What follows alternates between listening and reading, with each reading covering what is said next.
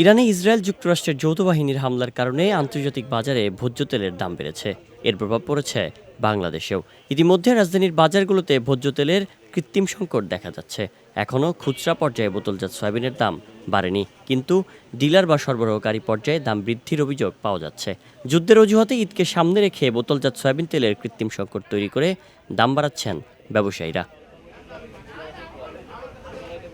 এদিকে যুদ্ধ ও ঈদের বাড়তি চাহিদা সামনে রেখে দাম বাড়ানোর চেষ্টা করছে কোম্পানিগুলো। এমনকি প্রতিবারই দাম বাড়ানোর আগে এমন কৃত্রিম সংকট তৈরি করে সরবরাহকারী প্রতিষ্ঠানগুলো, অভিযোগ বিক্রেতাদের। বর্তমান অবস্থা খুবই করুণ। আমরা গত 15 দিন ধরে কোম্পানিদের কাছে তেল চাচ্ছি, তেল আমাদেরকে 2 কার্টন 1 কার্টন করে কয়েকদিন দিয়েছিল। আজকে 10 দিন পরে কালকে কিছু তেল ঢুকছে 4-5 কার্টনের মতো। আমার পার ডে তেল লাগে 3 কার্টন, এখানে আমি 4-5 কার্টন তেল দিয়ে দোকান চালানো সম্ভব এক সপ্তাহ। কোম্পানি যার কাছে তেল চাইতেছি সে বলতেছে তেল নাই, তেল আমাদেরকে কোম্পানি দিচ্ছে না।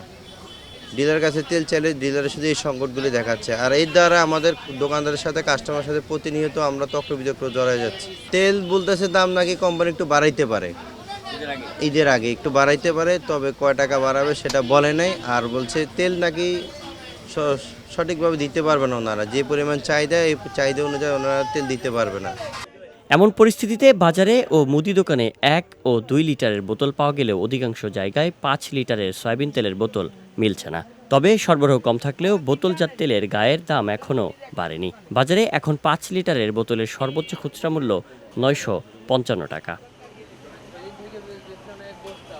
ঈদের বাকি হাতে গোনা 8 থেকে 9 দিন, আর এরই মধ্যে তেলের এমন সংকট চলমান থাকলে ঈদের আগেই দাম বাড়বে সয়াবিন তেলের।